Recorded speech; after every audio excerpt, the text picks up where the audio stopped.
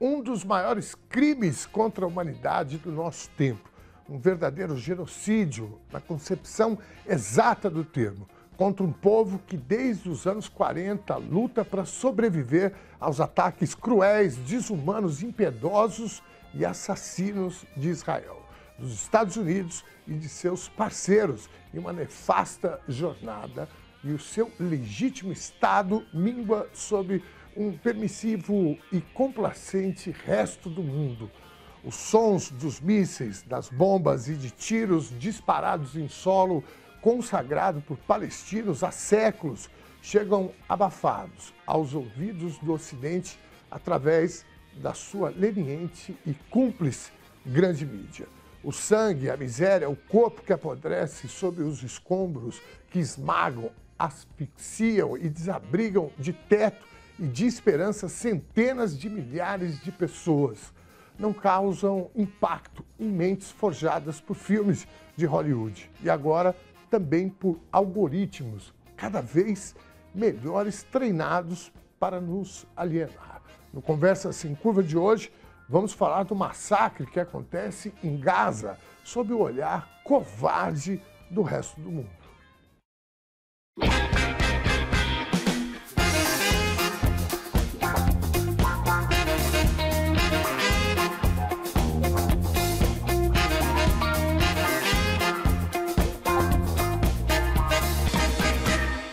Olá, eu sou o Dom Ernesto e estamos começando mais uma edição do Conversa Sem Curva aqui na TVT. Hoje nós vamos falar de um crime contra um povo de 15 milhões de pessoas e que aproximadamente metade vive como refugiado. Em Gaza, desde outubro de 2023, mais de 63 mil pessoas perderam as suas vidas. Destes, mais de 17 mil mortos, pelo genocídio promovido por Israel com anuência e apoio dos Estados Unidos e de parte do Ocidente. São crianças.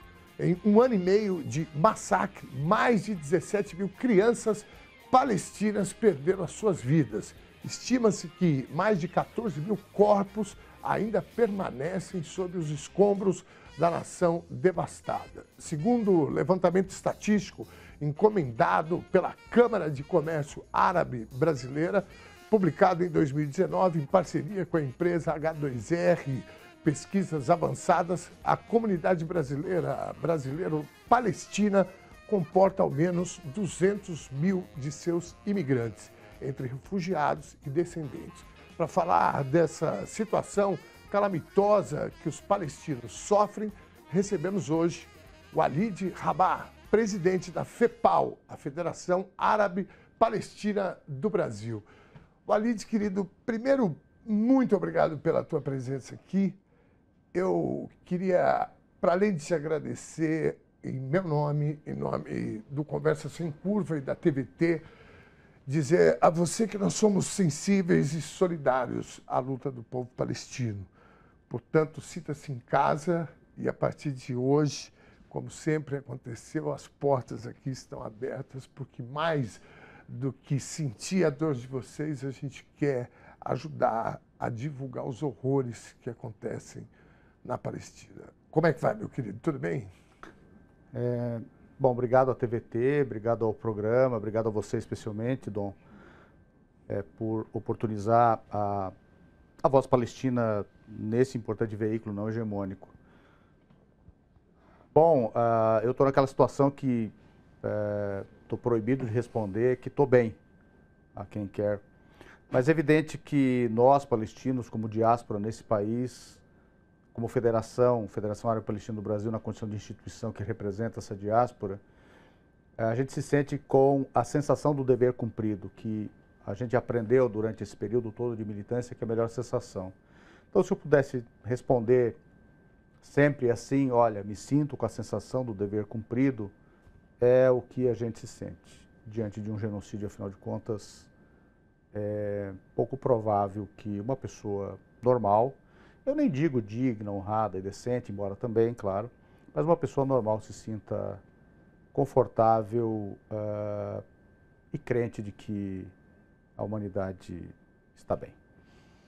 Muito bem. Walid, Eu queria começar, assim, eu quero que a nossa conversa sem curva, ela seja o máximo que a gente puder didática, para as pessoas entenderem de fato o que está acontecendo, porque eu vejo muita confusão e o papel da mídia ocidental, né, ele realmente ele é muito, digamos, acaba cumprindo o papel, né, que é de confundir as pessoas.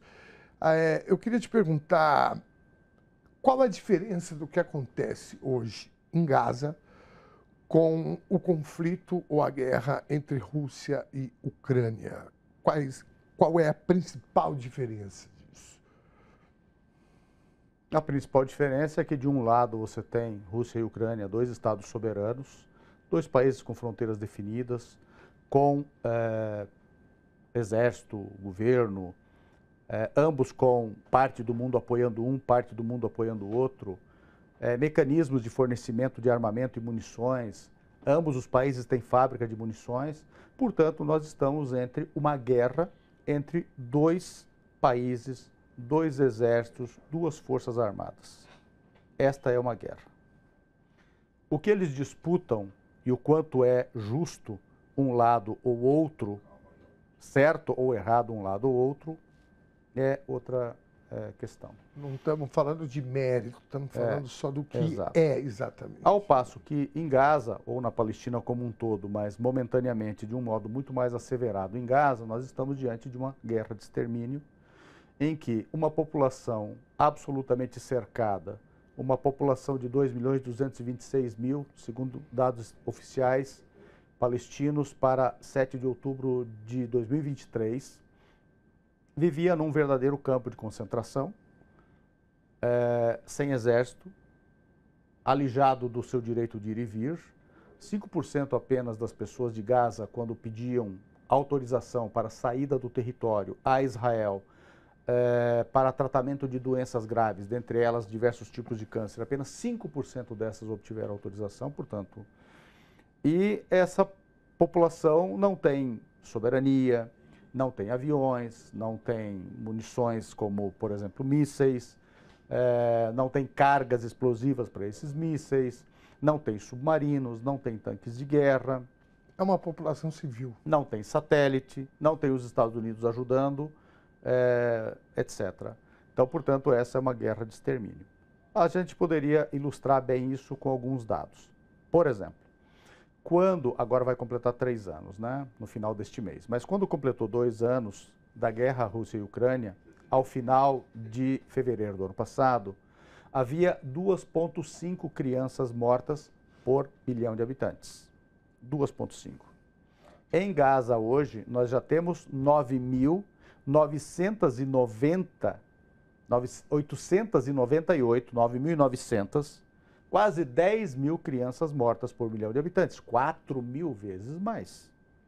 A Segunda Guerra Mundial inteira, por exemplo, que durou 6 anos e não 480 dias, antes do cessar-fogo durou esse extermínio, morreram 2.813 crianças por milhão de habitantes, o que é muito. Na guerra mais morticida da história. Em Gaza, Israel e os Estados Unidos, com 4,5 vezes este tempo de extermínio que durou a Segunda Guerra Mundial, menos, agora, mataram 3,5 vezes mais. Se de fato, tomara que não seja isso, né? Se de fato as previsões da revista The Lancet, que é uma revista respeitadíssima médica, mais respeitada talvez no Ocidente ou no mundo, for verdade, nós estamos diante da possibilidade de não termos 22.000 crianças exterminadas, mas ter perto de 80.000 crianças exterminadas, o que vai fazer com que não tenhamos 10.000 crianças por milhão de habitantes em Gaza, mas 40.000 crianças por 1 milhão de habitantes. O que quererá dizer que nós teremos 16.000 vezes mais crianças exterminadas em Gaza por Israel e Estados Unidos do que na guerra Rússia e Ucrânia por milhão de habitantes. e teremos alguma coisa perto de 13, 14, 15 vezes mais que todo o período hitleriano. Essa é uma diferença fundamental. Sim. Bom, os dados, analisando esses dados que você passou agora, Walid, fica evidente que é um extermínio. Porque, mesmo numa guerra, você citou agora, né, a Segunda Guerra Mundial, e agora que está fresquinho aqui ainda, né, Rússia e Ucrânia, a diferença é gigantesca. Então, não é uma coincidência, né, é uma política de extermínio, né, de um povo. É assim que vocês, né, analisam isso? Como é que você...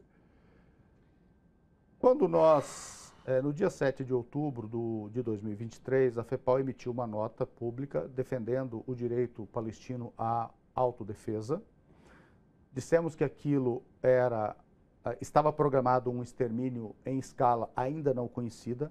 Usamos a palavra genocídio, falamos em solução final buscada e dissemos que vivíamos um momento muito obscuro, porque pela primeira vez na história, os veículos de comunicação hegemônicos tornavam a totalidade da sua estrutura uma máquina de propaganda de guerra, a primeira na história que visava convencer toda a demografia ocidental a não só acatar, como tomar parte do primeiro extermínio que nós chamamos do primeiro genocídio televisionado da história. O curioso nisso, e é por isso que eu estou contando, é que naquele momento nós fomos recriminados, mas não pela Globo. A Globo é parte do genocídio. A Globo não é alguém que esconde o genocídio ou distorce. A Globo participa do genocídio porque o Ocidente em declínio é a Globo em declínio. Então a Globo, tal qual participaram do genocídio em Ruanda, os donos dos grandes veículos de comunicação em Ruanda, e por isso foram julgados por crimes de guerra, crimes de lesa humanidade, crime de genocídio no Tribunal para Ruanda, a Globo está nisso. Mas nós, que é o que me interessa detectar, fomos recriminados, seja dizendo que nós estamos exagerando ao usar a palavra genocídio, seja também errando na mão ao dizermos que o povo palestino tinha direito à autodeterminação pelo campo não genocidário, pelo campo civilizatório. O que quer dizer que a vitória, até aquele momento, de narrativa e de invencionices era do sionismo, era do campo pró-Israel, inclusive no campo democrático e popular. Claro que nós invertemos isso muito rápido e eu não digo por nós, da FEPAL, em nosso próprio nome, embora também, mas hoje a FEPAL está reconhecida como quem ajudou a virar a chave da comunicação a respeito do genocídio. E nós dissemos uma outra coisa que talvez seja a mais importante a ser perpetuada quero dizer, perenizada para exame. Sim.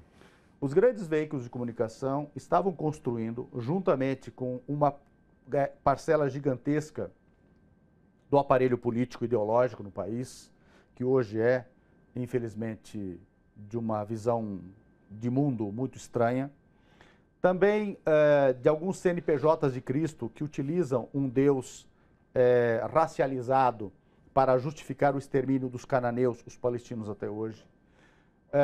Uma parte da indústria cultural, né?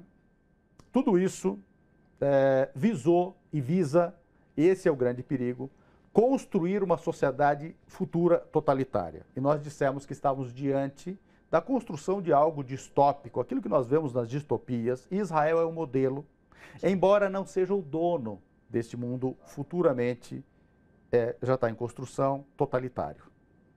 O dono são os Estados Unidos. Eu acho que isso tudo nós dissemos, e isso tudo foi confirmado. Bom, o que nós temos de saldo? Que eu acho que é fundamental compreender, para que compreenda-se o termo genocídio, já que o teu questionamento vai um pouco aí, né? Hoje nós temos quase 3% da demografia de Gaza exterminada. Isso dá, no Brasil, 6 milhões de pessoas. Na Europa, da demografia atual para a geografia da Segunda Guerra Mundial, 22 milhões de pessoas. Seria, na mesma duração da Segunda Guerra Mundial, para hoje, daria 100 milhões de europeus exterminados. E se, e tomara que não, Delancey estiver certa, nós já estaríamos falando de 400 milhões de exterminados nesta escala na Europa de hoje. E, evidentemente, nós teríamos pelo menos 25, 26, eventualmente 30 milhões de exterminados no Brasil. 30. Pelo menos 30 milhões de exterminados no Brasil. Os feridos, que já são quase 120, correspondem a quase 6% da demografia de Gaza. Então você tem 3% de exterminados, que podem virar 12% se Delancey estiver certo. Você já tem 200 mil que foram deslocados, fugiram, e você tem, claro, 6% da demografia de Gaza tornada inválida, porque eles estão construindo uma sociedade de inválidos na Palestina, especialmente em Gaza. Tudo isso pode estar afetando 1/3 da população de Gaza, entre foragidos, exterminados, eventualmente exterminados, tudo aquilo que vai vir dos escombros e outras consequências mais, e os feridos. Isso significa que um país como o Brasil teria 60 milhões da sua população afetada, direta ou indiretamente, para morrer, para ser expulso em 480 dias. E se você aplicar isso à Europa de hoje, você está falando, se eu jogar 1/3 da população europeia de hoje, nós estamos falando de alguma coisa que beira os 230 milhões. Isso tudo é genocídio. E as declarações feitas pelos dirigentes israelenses, pelos seus amigos e aliados, pela mídia israelense, pela mídia estadunidense, especialmente europeia, e parte da mídia brasileira, especialmente a hegemônica, especialmente a Rede Globo, mas também a Rede Record, também o SBT e também o Estadão. O Estadão virou uma espécie de máquina nazista no Brasil. Sim. Claro, sionista, já que o sionismo é anterior ao nazismo. Eu diria, para, digamos assim, ser mais assertivo, de que nós estamos diante, quando nós dissemos que nós estávamos diante de um momento totalitário, nós dissemos o complemento. Este totalitarismo precisará, e não poderá esconder, dos genocídios para manter o sistema ocidental. Razão pela qual, em virtude dos genocídios talvez não poderem ser escondidos, precisar preparar uma parte da demografia ocidental para não só aceitar, como participar ideologicamente, como opinião pública, etc., do genocídio. Não há dúvida do que acontece na Palestina é genocídio, e nenhum número da Segunda Guerra Mundial, proporcionalmente, chega perto dos números em Gaza. Esse é o maior genocídio da história humana. Eu te fiz essa questão, porque é tão óbvio. Eu já ouvi diversas entrevistas tuas, já li muito. E é tão elementar que, na verdade, a gente tem uma disputa de fotografia, né? E você tem uma realidade gritando, né? Hoje, com a internet, né, a gente consegue ter acesso a isso. E eu estou muito feliz da tua resposta.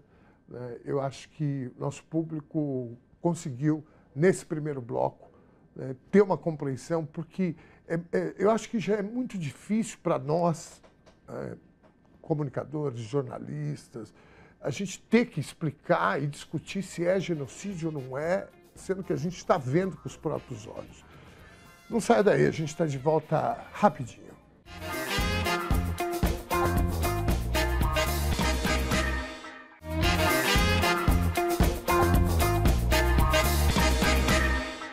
De volta com Conversa Sem Curva, mas antes da gente voltar aqui para a nossa conversa, deixa eu só dar aquele lembrete de sempre. Nós temos encontros marcados aqui na TBT todos os domingos às 7 da noite e todas as segundas às 8 da noite. É um programa inédito aos domingos e outro também inédito às segundas. Para nos acompanhar na Grande São Paulo, basta sintonizar no canal 44.1 da Antena Digital, no ABCD Paulista, pelo 512 da Claro TV. Estamos também na TV Com, na Bahia, em Goiás, Rio de Janeiro, Alagoas, Pernambuco, Rio Grande do Sul e Santa Catarina. Ou você pode nos assistir a qualquer momento na palma da sua mão pelo YouTube da Rede TVT ou pelo site tvtnews.com.br. Já dá uma informação para vocês aqui, já aconteceu no nosso programa e hoje a gente tem uma edição especial.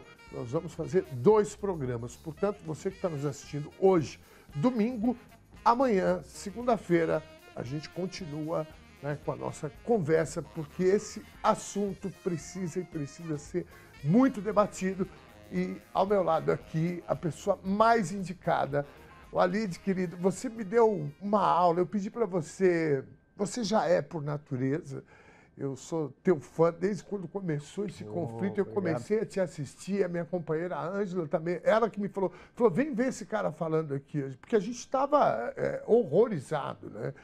E então, você é a pessoa, né, da minha perspectiva, a pessoa mais importante para falar sobre esse tema e mais didático. Eu pedi para você, né, a gente fazer 2 programas, porque eu, já no primeiro bloco eu já senti a necessidade de mais tempo. Então, já quero te agradecer que a gente vai gravar os 2 programas hoje para o nosso público, né, compreender minimamente o que a gente vive em pleno, né, um quarto já do século XXI, a gente tendo um genocídio ao vivo. Eu queria falar um pouco, Alide, que você nos explicasse qual é a razão de tantas décadas, de tanto sofrimento, de tantos ataques, e determinados momentos da história com mais apoio do mundo ocidental. Por favor, nos explique qual a razão, a natureza disso tudo. Sabe que, Ernesto, uma coisa muito importante, eu diria que é o grande salto qualitativo desde esse início de solução final em Gaza, foi que pela primeira vez na história, e eu milito no movimento palestino desde 84, portanto, pelo menos desde 84, é a primeira vez que pessoas comuns dizem, olha, mas isso não acontece, isso está acontecendo há 76 anos, 77, agora estamos no 78º. As pessoas discutiram pela primeira vez o que é sionismo, que é uma ideologia racista, supremacista, que embala o projeto colonial por assentamento e de substituição populacional. E aí nós começamos a explicar o que é. Então esse é um saldo muito importante. Pela primeira vez também, as pessoas discutiram o que é um genocídio, pessoas comuns. Esse termo não era inteligível às pessoas. Bom, mas por que acontece? Porque as pessoas dizem assim para elas, né? Olha, isso acontece há milênios. Não, isso não acontece há milênios. Pegue desde Cristo até hoje e me diga qual é a confusão que teve na Palestina, fora os cruzados, que foram lá dizimar, inclusive, os cristãos orientais. Tem confusão. Quem fez confusão lá? Roma. Não foram os palestinos, não foram os cananeus. Quem fez confusão lá? Os vendilhões do templo. Quem eram os vendilhões do templo? Eram os palestinos? Eram os cananeus? Eram os galileus de Jesus Cristo? Os fariseus quem eram? Então não tem confusão dos palestinos lá. Não tem confusão da ancestralidade de palestinos cananeus. Esse é o primeiro ponto a esclarecer. Bom, por que nós precisamos sempre recuar a 10 mil anos para explicar a Palestina? Porque o sionismo inventou para si uma ancestralidade nacional de 4 mil anos, 4.500 anos. O que não se comprova. Depois a gente entra nisso. Mas, assim, pincelando rápido, em 1896, um tal de Theodor Herz, filho de banqueiros húngaros, e naquele momento austro-húngaros, porque o império era austro-húngaro, resolve escrever uma obra, naquele momento, para explicar o que deveria ser feito. Então ele escreve uma obra chamada O Estado Judeu, em alemão, dizendo que era preciso construir um Estado, um lar nacional, um país em algum canto do mundo, fora da Europa, exclusivamente judeu, para que os euro-judeus fossem deslocados da Europa para este outro lugar, para fugir de uma perseguição na Europa a outros europeus, porém distinguidos pela sua fé religiosa, o judaísmo. Em 1897, eles escolhem, dizendo, a Palestina, já que havia outros endereços. Havia a possibilidade de fazer isso em Uganda, Madagascar, Nova Zelândia, Argentina e mais alguns outros lugares. E aí, abro uma digressão. Ernesto, bom, e se fosse na Argentina? Onde é que está o Muro das Lamentações na Argentina? E se fosse em Madagascar? Quem prometeu Madagascar? E se fosse na Nova Zelândia? Qual é a Jerusalém da Nova Zelândia? E se fosse no Congo ou em Uganda? Qual é a Samaria desse lugar? Então você percebe a hipocrisia. Mas em 1897, por maioria, escolhem a Palestina. Quer dizer que uma outra parte não queria a Palestina.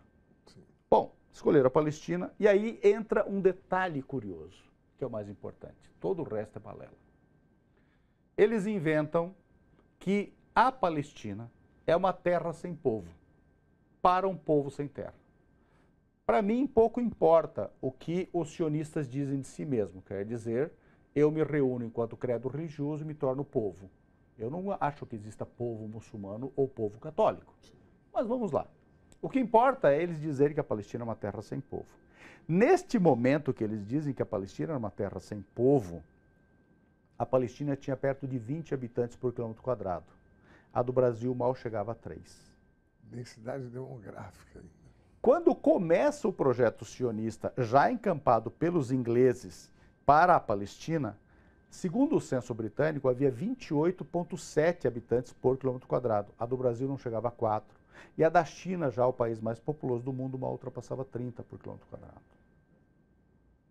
E aí, os ingleses, em 23, começam a implementar o mandato para a Palestina, que é outorgado a eles pela antiga Liga das Nações em 1922.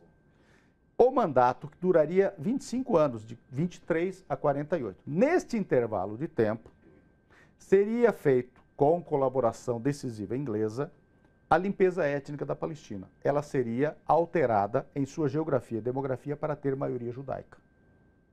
E aí, chegar ao final do mandato, esta maioria judaica dizer-se em reclamando autodeterminação. Veja só que loucura. 48. Aí chega a 47, 48, só tem 30% de pessoas de fé judaica, inclusive os palestinos de fé judaica incorporados ao projeto. Essa é uma pastelaria que faliu. Aí a ONU, a pedido dos ingleses, vendo que a pastelaria tinha falido, resolve pedir que a ONU analise o caso com uma sugestão inglesa já a priori de partilha daquele território para criar um Estado judeu e o que restasse dele para os palestinos eventualmente terem um Estado na sua própria terra apenas em parte.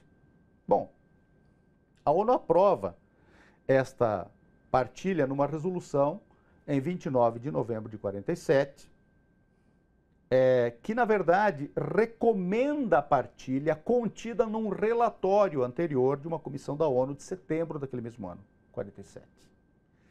Aí entra a coisa mais horripilante do planeta, naquele momento pelo menos. Aos palestinos, que eram no mínimo 70% da população originária palestina, e detinham exatamente 94,13% do território, apenas 42,9% da sua própria terra. Para os estrangeiros eurojudeus sionistas e supremacistas, para um Estado na Palestina judeu, que era apenas 30% e tinha apenas 5,87% do território, 56,5%. E 0,6% para ser área internacionalizada, basicamente Jerusalém. Detalhe importante. Aquele desenho para o futuro Estado judeu tinha mais ou menos 50% a 50% de população judaica e de população não judaica. A resolução não previu alterações demográficas nem trocas demográficas. E só ficou com 51 mais ou menos de judeus e 49 mais ou menos de não judeus, porque os britânicos malandramente não censitavam adequadamente os beduínos, que são majoritariamente, aliás, 100% não judeus, senão dariam 53 de não judeus a 47. Em dezembro de 47, exatamente a 17 de dezembro de 47, começa a limpeza étnica. Porque os sionistas, comandados naquele momento por David Ben-Gurion, resolvem que a Palestina tem que ser tomada em toda a sua extensão, bem como limpada etnicamente em toda a sua extensão, para que o projeto sionista se desse. É aí que eles começam a invadir localidades palestinas e até 14 de maio de 48, quando o sionismo se autoproclama Estado e se autodenomina com o nome fantasia Israel, já havia 250 mil palestinos limpados etnicamente. De uma população de 1 milhão, mais ou menos, e 1 milhão e 400 mil não-judeus. Nesse intervalo de tempo, e em 15 de maio se instala esse Estado judeu, por autoproclamação, eles continuam a limpeza étnica, que vai, em parte, até o armistício, março de 49, e, em outra parte, na chamada limpeza das fronteiras, até mais ou menos outubro, novembro de 1951. Neste processo, os números são os seguintes: 774 localidades invadidas, 531 destruídas, 69% do território das localidades, muitas delas com 5, 6, 7 mil anos de história, portanto um crime de lesa humanidade contra a história humana, contra a arqueologia, tudo mais. Perto de 70 massacres são cometidos, com 15 mil mortos. Hoje em dia esses números estão sendo revisados.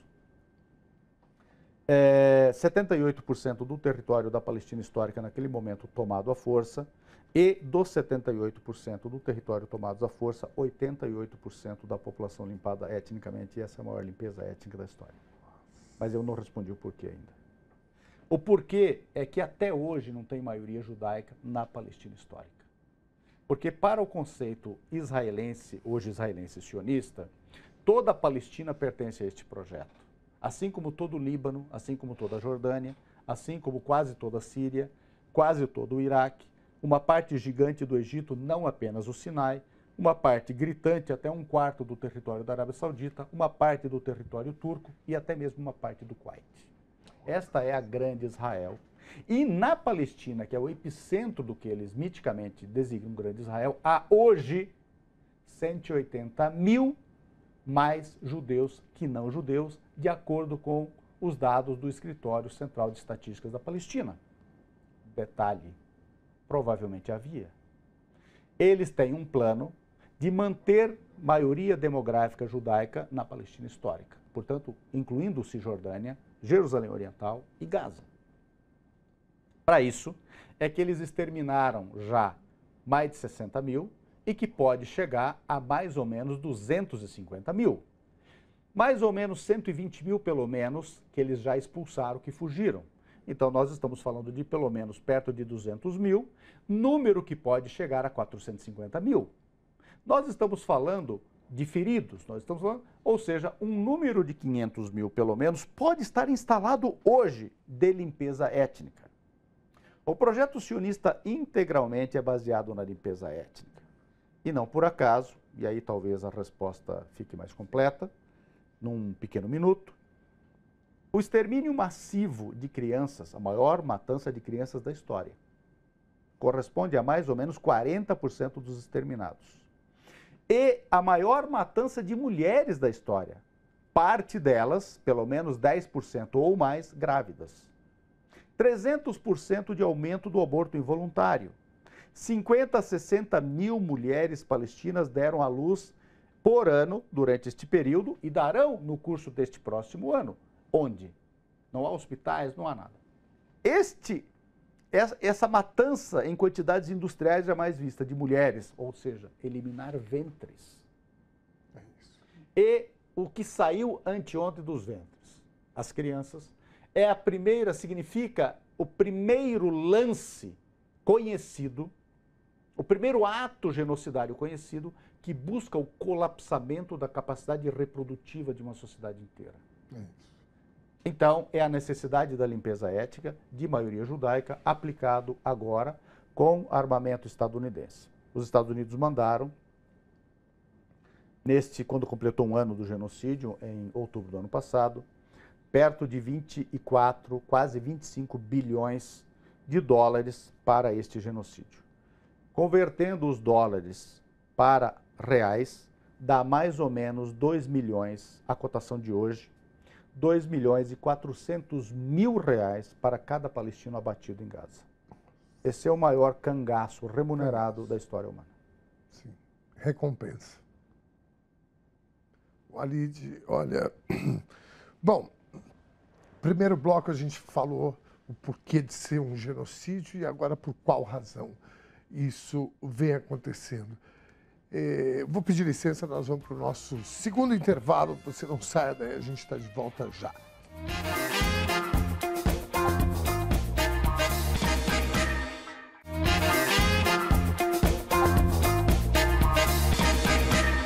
De volta com o terceiro e último bloco do Conversa Sem Curva. Lembrando que hoje, especialmente hoje, nós faremos uma programação dupla. Vamos fazer o primeiro programa hoje, domingo, sendo exibido agora, e depois amanhã, às 8 da noite, segunda-feira, a gente continua com esse bate-papo, essa conversa, mas olha, sem curva, mas sem curva mesmo. Primeiro bloco, o Walid me explicou aqui, explicou para o nosso público o porquê de ser um genocídio. Isso era uma demanda que eu tinha, porque eu sinto muito isso, né, nas discussões por aí, principalmente no início, né? O presidente Lula se manifestou, houve, né, a oposição, aí mistura alhos com bugalhos, fica uma coisa deprimente, para falar bem a verdade, porque, né, a cortina, né, depois que você puxa essa cortina dessa discussão insana entre, inclusive, a extrema-direita brasileira, misturado com evangélicos, quando você tira a cortina, a gente tem um horror do outro lado, que é o que, de fato, tem acontecido, né, infelizmente, até hoje em Gaza.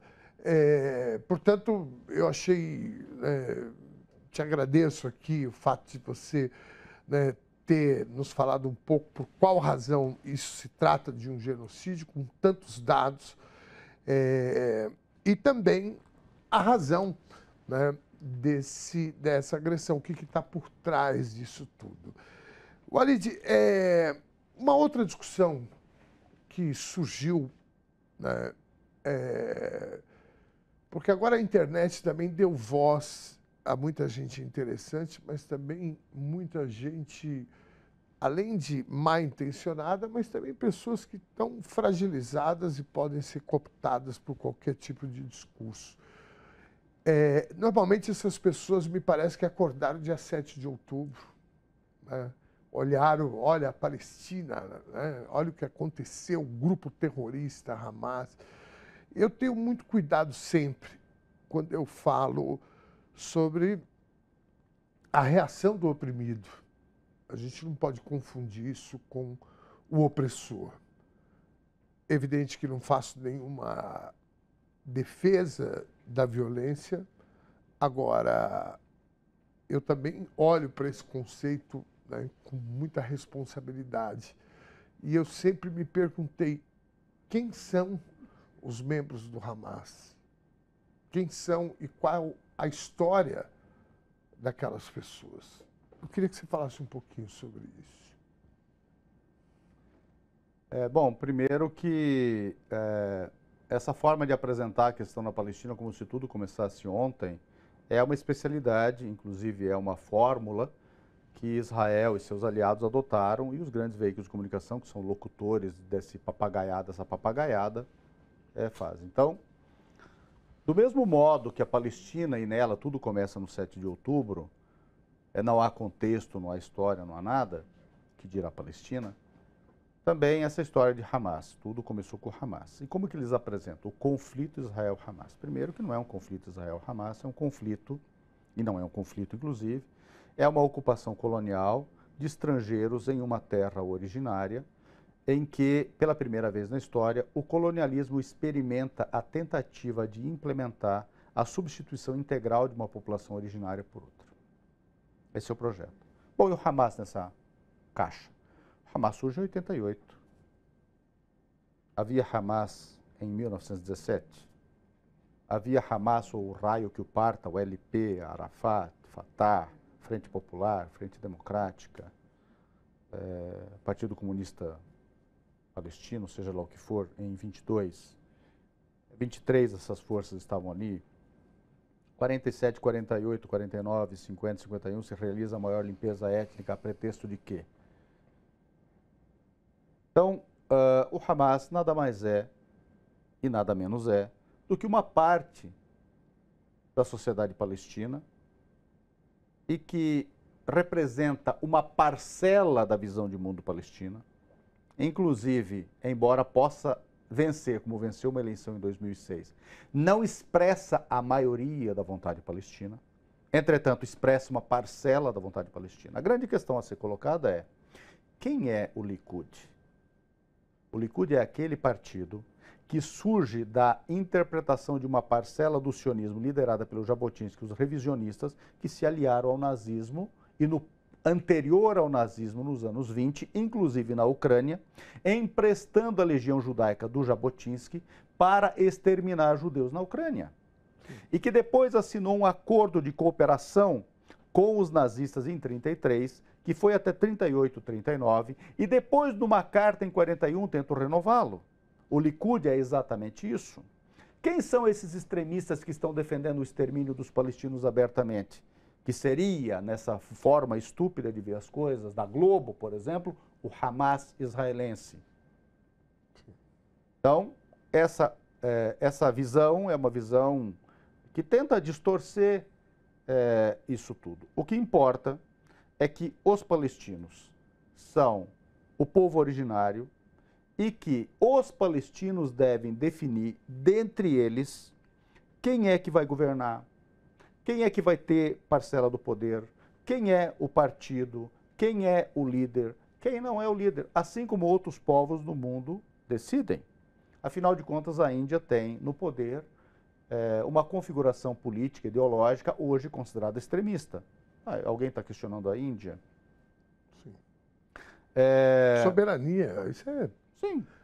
Nós tivemos pessoas que governaram parcela dos países pela primeira vez na história negando a vacinação e nós tivemos, graças a essa forma estranha de ver as coisas, 700, 800 mil mortos no Brasil.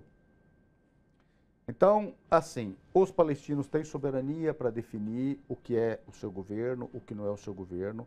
Deixe os palestinos decidir as suas coisas. Atualmente, na China, os palestinos na China, no ano passado, alcançaram um acordo de reconciliação nacional, construção de um governo nacional de emergência, de unidade nacional de emergência, reformar o LP, a Organização para a Libertação da Palestina, liderada pelo Yasser Arafat, falecido, que paz descanse. E nós queremos que aconteça isso, reconstruir Gaza sob coordenação palestina, sem a participação daqueles que exterminaram o povo palestino, e que os palestinos sejam capazes de construir unidade nacional para enfrentarem juntos a ocupação colonial israelense. Bem, o argumento finaliza assim. Enfrentar como? Enfrentar por todos os meios possíveis. A diáspora brasileiro-palestina cumpre o seu papel aqui, denunciando as organizações sionistas, os sionistas, suas políticas, defendendo a Palestina, defendendo a agenda palestina, defendendo o direito do povo palestino à sua autodeterminação, seus direitos, restaurar seus direitos nacionais, civis e humanitários. A diplomacia, a política, permanecer na Palestina resiliente, construindo, plantando olivais, colhendo, fazendo azeite, exportando, produzindo cultura. É isso que tem que ser feito. É isso. Rapaz, eu vou te falar, viu? Quando a gente olha... Eu estou ouvindo você falar aqui e eu fico tentando compreender como é que um palestino se sente. Porque a gente olha, se fala muito hoje em dia, virou uma moda, esse lugar de fala, né? E eu acho que eu aqui, como brasileiro, eu talvez tenha uma certa influência, porque sou filho de revolucionários e eu me lembro que no quarto que eu dividia com o meu irmão tinha um pôster da OLP do Yasser Arafat. Sim, sim. mas eu olho para vocês e a gente vê as imagens. Eu vou pedir para colocar as imagens. Aliás, tem um vídeo que a gente tirou, inclusive da página, né, da FEPAL. Eu queria que rodasse, por favor, só para a gente contextualizar um pouco. Esse é um pequeno trecho que passou aí, para a gente, só para a gente, né, pensar aqui, ilustrar um pouco. Porque quando se fala, eu acho que a gente tem talvez seja uma defesa, né, do ser humano de relativizar, de normalizar algumas coisas. Eu falo isso em relação à população em estado de rua. Né? Às vezes, assim, você vê as pessoas passando, tem crianças, né, no chão, jogadas, as pessoas passam naturalmente, como se aquilo fizesse parte da paisagem. E quando começou o massacre, o genocídio agora, né, nessa última investida, eu dizia isso, eu falei, meu Deus, será que nós vamos normalizar, né, essas cenas? Porque hoje a gente tem, né, esse vídeo veio da internet, né? Tem um outro vídeo também, produção, que tem um áudio, né? Eu não sei se está saindo aí o áudio, com o depoimento de um dos reféns que a gente também trouxe, né? Coloque, por favor. سير زي محمد خليل الشويش سكان شمال غزة بيت حنون تم اعتقاله من مركز إيواء الشمال في 10/12/2023. تم حجزي في أول مكان في ما يسمى بركسات في على الحدود. البركسات هذه فيها تعذيب بشكل لا يوصف لا يوصف لا يوصف. طول 45 يوم مغمى عينيك وقاعد على ركبتيك، قاعد زي ما انت بتسجد على بس تصلي لرب العالمين، مغمى عينيك وكلبش وتنام وانت والكلب شد في يديك. ثم تم نقلي الى سجن النقب. سجن النقب جميع انواع التعذيب موجوده، ايش ما بدك تتحدث عن التعذيب موجوده. وقلت لك استعمال الشحنات الكهربائية معنا، استعمل الكهرباء في التعذيب، زائد نستعمل الكلاب في التعذيب.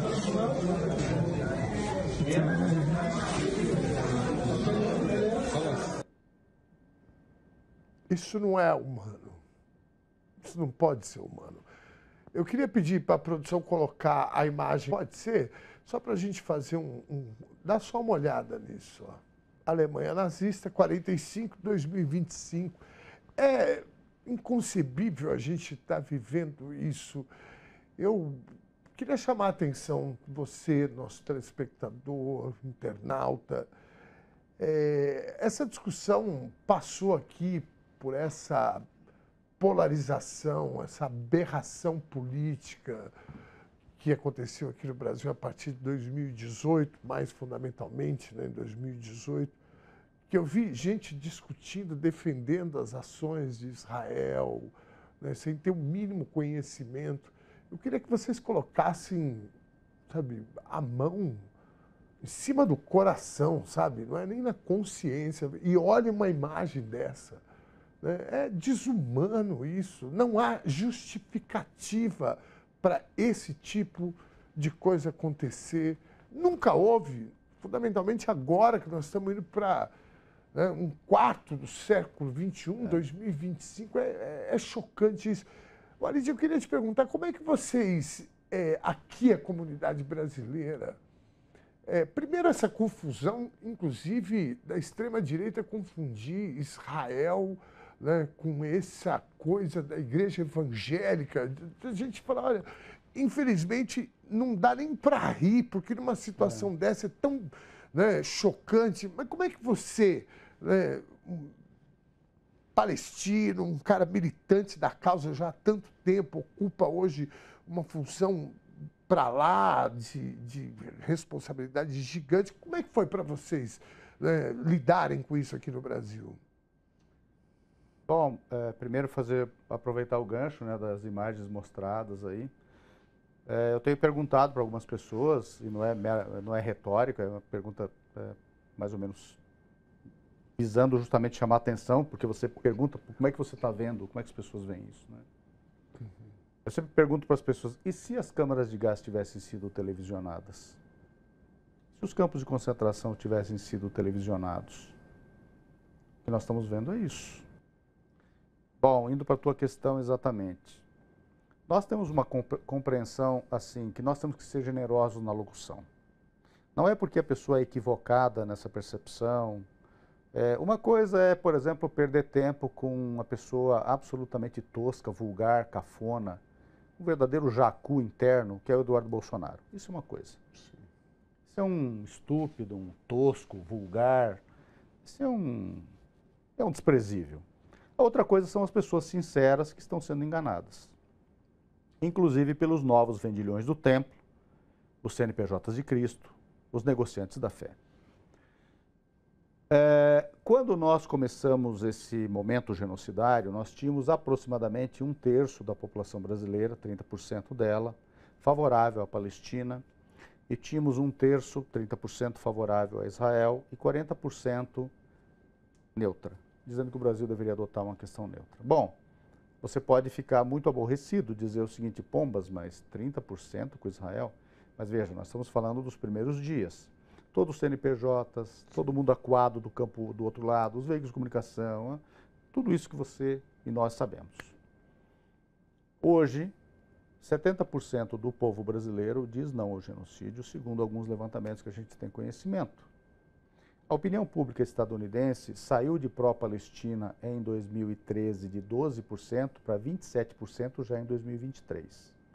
A maioria da juventude estadunidense já é, hoje, pró-Palestina.